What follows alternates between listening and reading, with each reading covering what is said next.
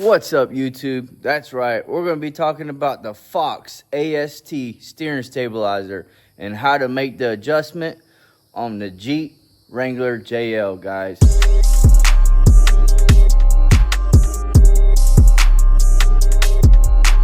So this was something that I couldn't figure out. Couldn't hardly find any videos how to adjust it. And whenever I picked it up, I didn't ask questions. I just drove it, and then I was like, oh, I'll figure it out. Nope. Definitely something that was mysterious to me in the wrong location. But once you figure it out, it's very easy how to adjust these, tighten it, loosen it. So we're going to talk about that real quick. Now, on the other hand, I had made the adjustments, and I'm noticing a little bit pull to the left. So I've compensated on my steering stabilizer. I actually went ahead and turned it 15 notches just to try to get away from some of that sway that I'm feeling.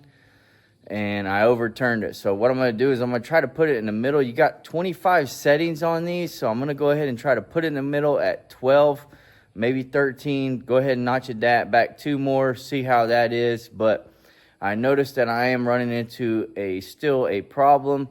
And I figured that mostly was the main problem that I was facing was the power steering pump is junk. And I don't know if I want to go ahead and make adjustments or just go ahead and file a claim and have them go ahead and replace it before my powertrain warranty is up on this Jeep. If you guys have any problems with the power steering pump, let me know. What I've read up on it is basically there is a recall if you tell them about it, a TSB, but nothing really out there as so quote-unquote recall. Now, before I jump down there real quick, just want to tell you guys, the next video you're going to notice that I'm going to go ahead and add a Maximus 3. This is going to be for the towing, flat towing on this system. And hopefully that won't take too long, but we do got to make some adjustments to the front bumper underneath.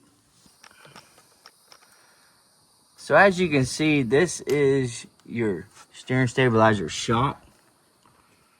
And you will notice here on the bottom part, excuse the dirtiness, but that's your dual shock, okay? Now, there is a little cap here on the back, which I was thinking that was where you adjust it. That's not. That's where you put your gas.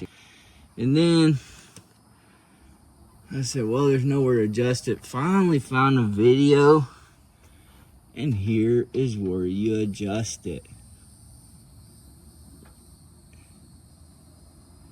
So you don't really feel the click unless you go back to the right. I'm going to leave it right there at 13 because I went ahead and rotated it, but you will feel it stop. So that's where your settings are right there.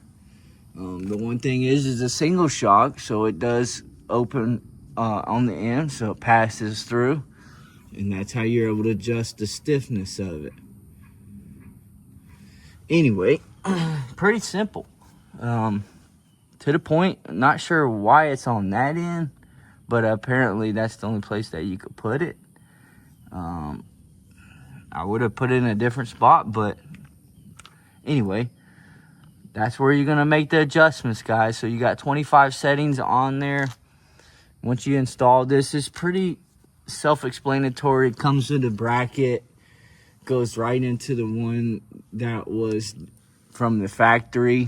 This just replaces it, and then you're going to want to add the bracket here to the back for better mounting. This bracket is going to be your factory bracket. But other than that, go ahead and buy one of these.